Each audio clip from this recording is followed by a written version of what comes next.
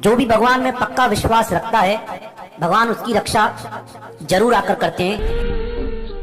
कहानी एक अमीर इंसान की, जिसके पास में बहुत सारा पैसा था, लेकिन वो ऊपर वाले को मानता था, जमीन से जुड़ा हुआ था, बार बार ऊपर वाले को धन्यवाद करता था इस जिंदगी के लिए, हर पल के लिए, हर श्वास के लिए।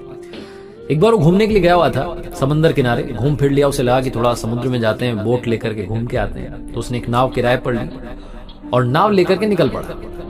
थोड़ा ही अंदर गया था कि तूफान आ गया। तूफान इतना तेज था कि इसकी नाव तहस नहस होने लगी। फटाफट से इसने लाइफ जैकेट डाला और समुद्र में कूद गया। तैरता रहा। कुछ घंटों के बाद में एक टापू पर पहुंचा।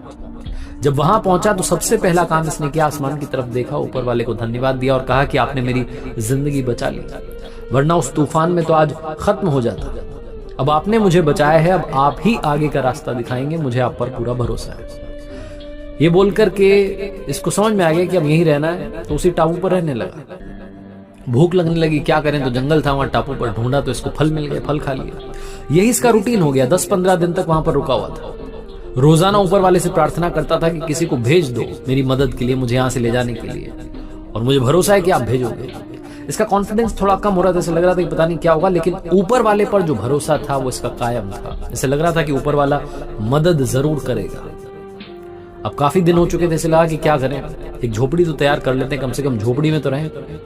तो लकड़ियां इकट्ठी करने लगा, पत्ते इकट्ठे करने लगा, और 3-4 दिन में इसने अपने लिए एक बढ़िया सी झोपड़ी तैयार कर। उस झोपड़ी के बाहर खड़ा होकर के उसे निहार रहा था और सोच रहा था कि आज तो यहां सोने को मिलेगा। ये सब चल ही रहा था कि अचानक से मौसम बदला, आसमान में बादल आ गए, बिजलियां चमकने लगी, और तभी आसमान से एक बिजली गिरी, जोरदार आवाज आई, और वो जो बिजली गिरी वो इसकी झोपड़ी पर गिरी। झोपड़ी जल करके खाक होने लगी, राख होने लगी। अब जो इस आदमी का कॉन्फिडेंस था बिल्कुल नष्ट हो गया, शून्य हो गया। इसकी आंखों से आंसू आने लगे। ये बैठ गया, सर पर हाथ रख लिया और बोलने लगा, एक झोपड़ी मैंने तैयार की और ऊपर वाले आपने उसको भी जला दिया। ये ऊपर वाले को कोसने लगा, इसका दिमाग खराब हो गया कि क्या हो गया। तभी इसको सुनाई दी किसी की आवाज। समंदर किनारे 2 लोग खड़े थे, नाव लेकर के आए थे छोटी सी, और इसे बुला रहे थे कि आ जाओ, हम आपको लेने आए हैं।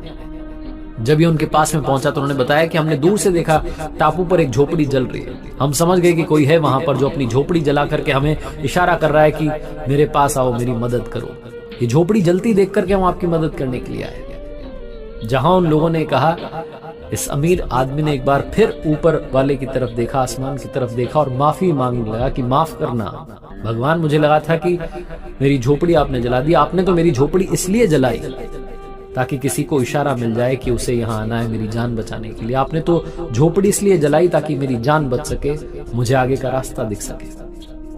मैं पागल था, मैं मूर्ख था जो आपको कोसने लगा था। आपने तो अभी भी मेरा साथ नहीं छोड़ा है, आप हमेशा मेरा साथ देते रहना। छोटी सी कहानी है, लेकिन ये कहानी बहुत बड़ी बात सिखाती है, खास करके उन लोगों के लिए जिनको लगता है कि ऊपर वाला हमारे साथ नहीं, हमारा साथ नहीं दे रहा।